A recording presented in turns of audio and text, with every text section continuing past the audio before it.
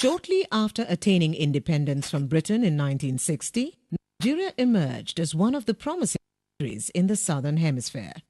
Bright prospects soon earned her the reputation the giant of Africa. Nigeria's strength is her numerous human as well as natural resource endowments. With a population of more than 140 million people, Nigeria does not only account for almost 60% of West Africa's population of 260 million people. Nigeria is also the most populous African country. Indeed, 1 in every 5 black persons in the world is a Nigerian. Her citizens are renowned all over the world for their brilliance and enterprise in virtually all spheres of human endeavor. Nigeria's largely youthful population comprises well-educated, vibrant, and highly talented young men and women. Although the country is better known as the world's 7th largest producer of oil and the nation with the 7th largest gas reserve in the world, estimated at 184 trillion cubic feet, Nigeria is fundamentally an agrarian country. Due to her rich vegetation and marine resources, as well as tropical climate, agricultural livestock and fishing ventures thrive richly in the highly endowed country that is devoid of natural disasters. Beneath her soil also lie some of the world's most precious solid minerals. In spite of nature's generosity to Nigeria and some developmental strides that were made within the first 48 years of her independence, Nigeria is yet to realize her potentials. Development experts have attributed the country's underperformance to Nigeria's military that ruled the country for 3 out of her almost 5 decades of existence as an independent nation-state. However, since Nigeria's return to democratic rule in 1999, the giant of Africa has been placed on an irreversible path to prosperity. The re-emergence of democracy brightened the nation's prospects and that of the African continent. Nigeria is a pivot point on which the future of all Africa and much of the world will turn. This optimism has been reinforced by almost 10 years of sustained democratic governance, entrenchment of the rule of law, and a private sector-led free market economy.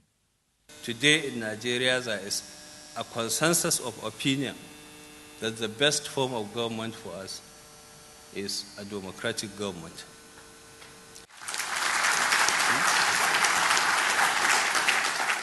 Since our independence from Britain in 1960, we never had a civilian transition.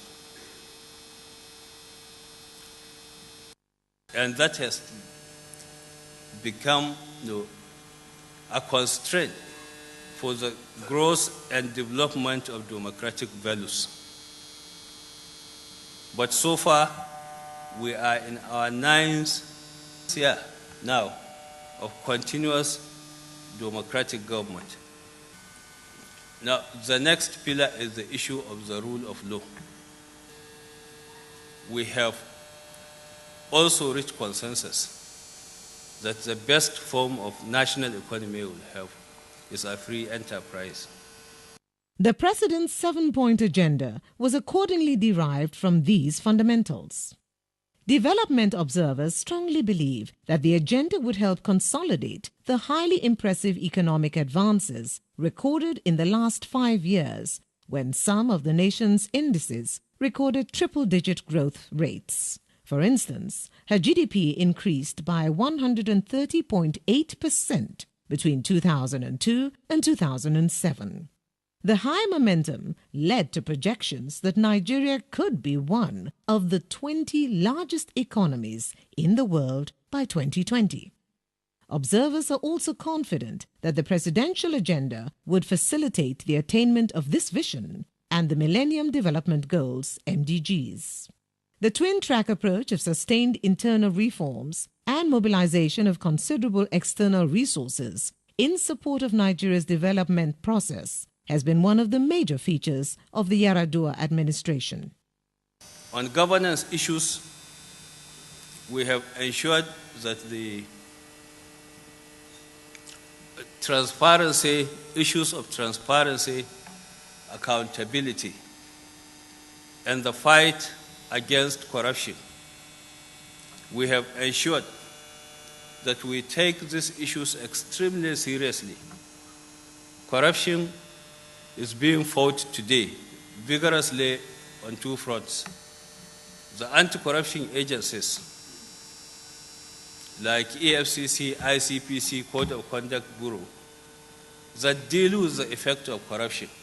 When people are caught having committed a corrupt act, these institutions, one of these institutions has the powers to arrest.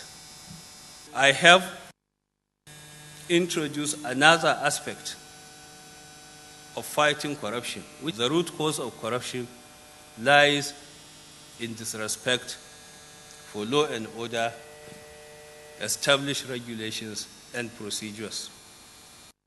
Where respect for law and order, due process has broken down, then corruption becomes rampant.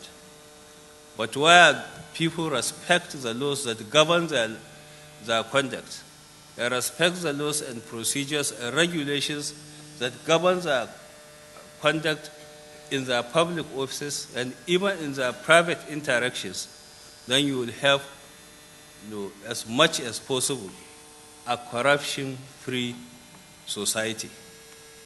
While deliberate efforts are being made to foster political cohesion, a number of domestic reforms are also being undertaken to rid the nation of corruption and other social vices. Security of life and property has continued to be accorded top priority. The Nigerian police has been fundamentally restructured, while efforts at modernizing it have continued unabated under the current dispensation. Consequently, the rate of violent crime has been on the decline. The task of reviving the nation's infrastructure is being squarely addressed with the recent establishment of the Infrastructure Concession Regulatory Commission. And what are Nigeria's investment priorities? Now, we have given priority to the power and energy sectors. We have carried out the power sector reform. With respect to electricity, for instance, all electricity infrastructure and the utility company is 100% and has been 100% owned by government. We have broken the monopoly up, set up 6 generating companies, 1 transmission company, and 11 distribution companies. The generating companies and the distribution companies will be privatized.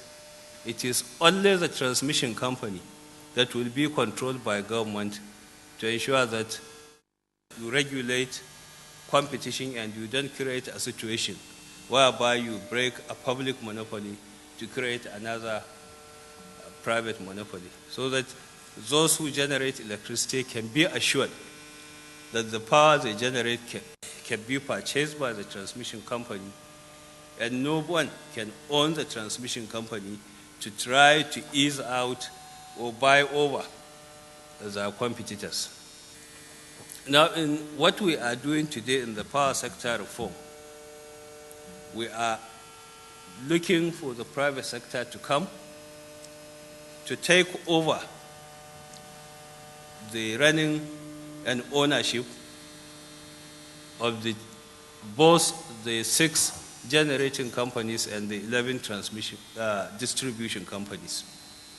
Where we have also created legislations and regulations to ensure that independent power producers can invest, produce power, and at first we are signing a power purchase agreement between them and the power holding company. But now we have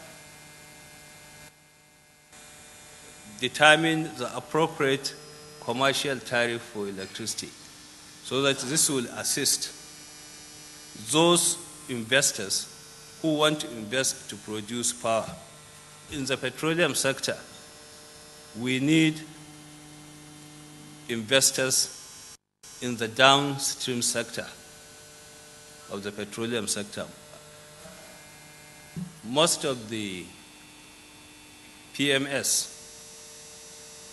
and diesel and the projects that are used in Nigeria, up to today, they are being imported. So we need massive investment in the downstream sector of the economy. Refineries, petrochemicals,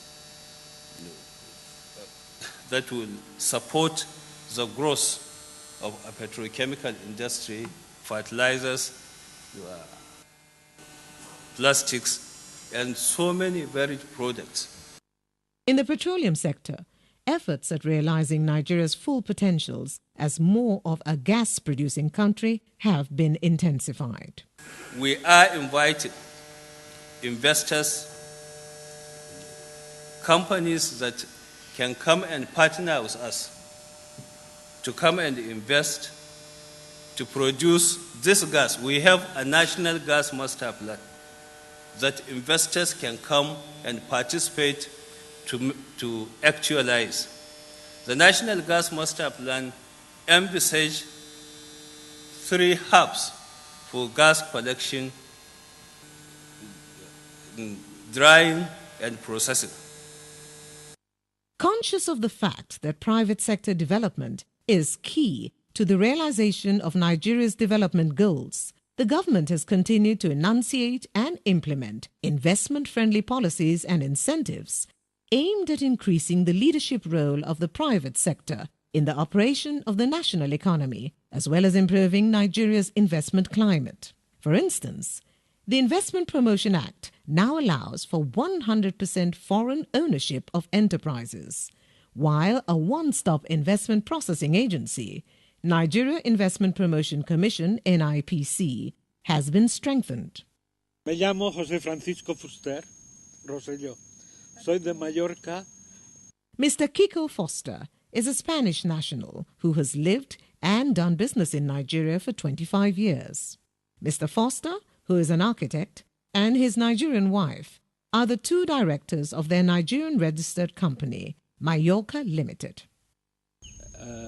We do football stadiums, we do parks, we do gardens. We plant more than 2.5 million square meters of grass in Nigeria. We have a land in Kuje, is almost 20 hectares. We develop reproduction of plants, and according of big authorities in this country, it says one of the biggest, is the biggest in Nigeria and one of the biggest in Africa. Also, the projects I do it is we participate in the golf courses, football stadium, parks, any kind of development of the park recreations, water parks, entertainment parks. I built this house to show the Nigerians how I love to stay in Nigeria. And my wife from Nigeria is my partner. We're the only partners in our company, and we progress very well. And I want to show to everybody, foreigners, who come to Nigeria, how the quality of life we have here, how I enjoyed my life working in Nigeria. I call the Spanish people to come to Nigeria because Nigeria is a great place to develop all kind of business. And Spain, the technology is, let's say, no less. It's better for Nigeria than northern European countries.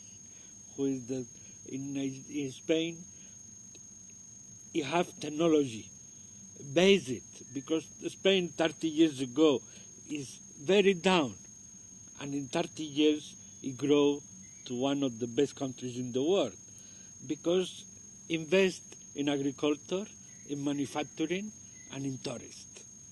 This is the three items Nigeria in it. In it industry, in it agriculture, and in it tourist. If all of us in Nigeria work in this direction, of course, hundreds of people in Spain complain about the 419s Nigerians. But if you compare in the percentage, it's anecdotic. Because if it's 500,000 Nigerians from overseas, do a bad business, it's nothing compared with the 150 million is inside Nigeria. I live here and not have nothing to complain about Nigeria. Of course, everything is bad and good, but if you understand to swim, you understand who is bad and who is good. The bad you leave it and the good you receive it. I call the Spanish people in this opportunity of the Expo of Zaragoza to start coming to Nigeria. In its bid to fundamentally transform Nigeria's industrial sector, the Bank of Industry, which is a new commercially oriented development finance institution that operates under sound management and banking principles, was established with a mandate to finance industries that are competitive domestically and internationally. The bank is at the Zaragoza Expo. I believe that it is a great initiative that Nigeria joined this body, and it is something that we on our own, as you know, in the Bank of Industry, had been trying alone to promote for Nigeria, that our processes, our manufacturing outlays, everything that we do in Nigeria is of the same as global standards. So it's a great initiative, I believe, that the government has started. And for the Bank of Industry, that is a development finance institution that is promoting, trying to fast-track industrialization and get Nigerian industries to be integrated into the world and global economy. I mean, this is just a fantastic opportunity for the Bank of Industry to be able to showcase what it's been trying to communicate to the public in the past 3 years. In appreciation of the universally accepted fact that small businesses are the driving force of many prosperous economies, the Small and Medium Enterprises Development Agency of Nigeria was also subsequently established. In response to the laudable developments of the last decade, the international community's perception of Nigeria has improved considerably. It is in the light of this that Nigeria has more than at any period in its history played host to world leaders as well as potential investors who have in recent years visited the country to check out the new look Nigeria. Observers are of the view that it is in the light of this improved perception that Nigeria had also been awarded the hosting rights of major international events. In 2003, Nigeria hosted the 8th All-Africa Games, the meeting of the Commonwealth Heads of State and Government, and the Neon Sullivan Summit. In the same vein, Nigeria will, in 2009, be hosting 2 major events of the United Nations Industrial Development Organization. It is all 172 member states of the world to send a message that Nigeria is ready to join the 21st century. It's an opportunity for Nigeria to showcase its industrial capability and invite people to invest here, not as a gift, but as a joint venture. The significant positive responses to the wind of change blowing across Nigeria have been manifested by the increase in domestic and foreign direct investments since 1999. The Nigerian economy posts one of the highest rates of return on investments in the world. This explains the more than 280% increase in foreign direct investment in the last 5 years. The communications and the banking industries recorded the highest inflows. By some accounts, the telecoms industry accounted for more than 60% of the FDIs. They were invested between 2001 and 2007, mainly by foreign private telephone companies, after the Global System for Mobile Communication, GSM, was launched in Nigeria in 2001. The huge volume of investment has resulted in the unprecedented increase in the number of phone lines in Nigeria from less than 500,000 in 1999 to almost 30 million by 2008. The Nigerian telecoms industry is said to have recorded the fastest growth rate in the world.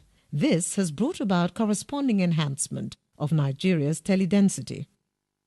The overwhelming positive market response to the services provided by the telecom companies have continued to stimulate fresh investments in the industry and related ones.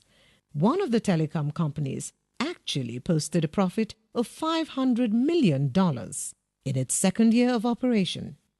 The continued surge in demand for their services stands out as one of the strongest confirmation of the high purchasing power and effective demand that characterizes the 140 million strong Nigerian market. It's time to invest in big factories to produce everything, because the market in Nigeria is enormous. Anything you produce it have big market, and the extra production you can export it with the neighbor countries you have in the same conditions, and Nigeria have more capacity. Shoes, everybody use shoes.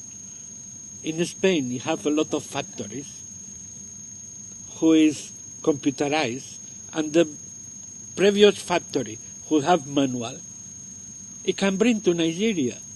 80% of the leather used in Spain for shoes is produced in Nigeria, in the northern Nigeria. And if Nigeria exports the leather to produce the shoes in Spain, why not produce here and export it to America and everywhere in the world? In keeping with the administration's commitment to reducing the dominance of the public sector in the economy, the implementation of Nigeria's deregulation program has been rejuvenated. Every sector is being completely deregulated for private sector participation. Nigeria itself is a huge market. This new investment-friendly environment that exists in Nigeria calls for our partners and friends to partner with us to enable us accomplish our objective. In fact, the famous slogan that we have coined in this government is that what is good for business is good for Nigeria. We have taken government, and we are still taking government out of business.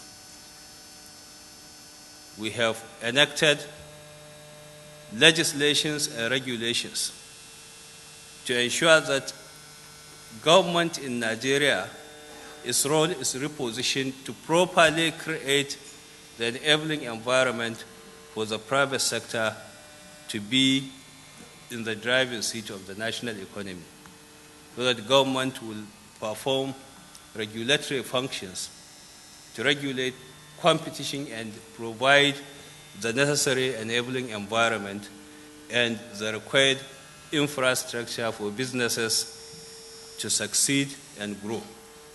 And we believe that with hard work and continuous effort, we would be able to